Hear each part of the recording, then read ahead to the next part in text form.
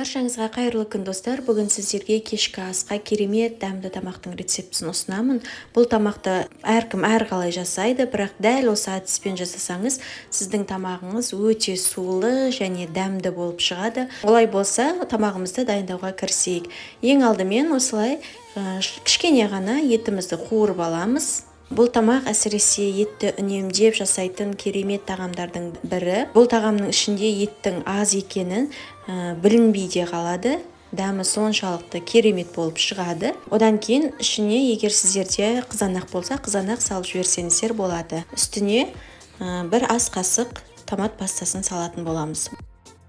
Бір бас пиязымызды турап етімізбен бірге қуырамыз, қызартып, барлығын жақсылап араластырамыз.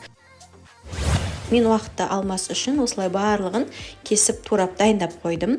Одан кейін үстіне бір штук баклажанымызды салатын боламыз. Газдың астын қатты отқа қоямыз. Барлығын қатты отта қуырып аламыз. Неге баклажанымызды қуырып жатырмын?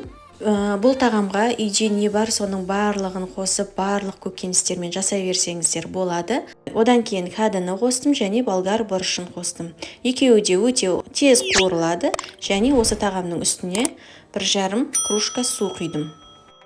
Тағамдарыңыздың көлеміне байланысты су құясыздар, яғни суды құйған кезде барлығы сіздің тағамыңыздың үстін басып тұруы керек.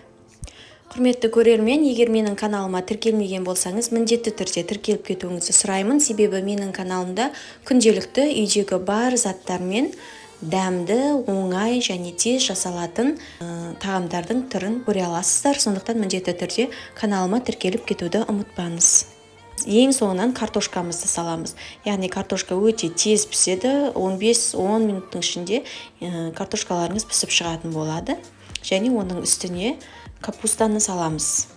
Ешқандай артық еш нәрсе қосудың керегі жоқ. Ішіне қосқан көкөністеріміздің өзінің суы, дәмі, барлығы тағамымызға ерекше дәм береді.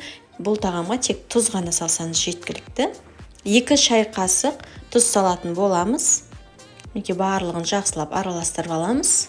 Мен бұл тағамға баклажанды, кәдіні, болгар бұрышын барлығын бір штуктан ғана қостым. Және 6 штук картошканы қостым. Барлығын жақсылап араластырып болды. Одан кейін бетін жауып қоямыз. Және газдың астын төменгі отқа қоятын боламыз. Өзінің буымен, ішіндегі суымен тағамымыз дәмді болып, жұмсақ болып, тез уақытта пісіп шығатын болады. Біздің тағамымыз дайын болды, өте сулы. Мен осы картошка тағамын сулы қылып істегенді жақсы көремін. Себебі нан батырып жегенде дәмі деген ерекше болады. Және нан батырып жеген маған қатты ұнайды. Сондықтан дәл осы рецептпен жасап көріңіздер, сіздерге ұнайды деген ойдамын. Ас болсын.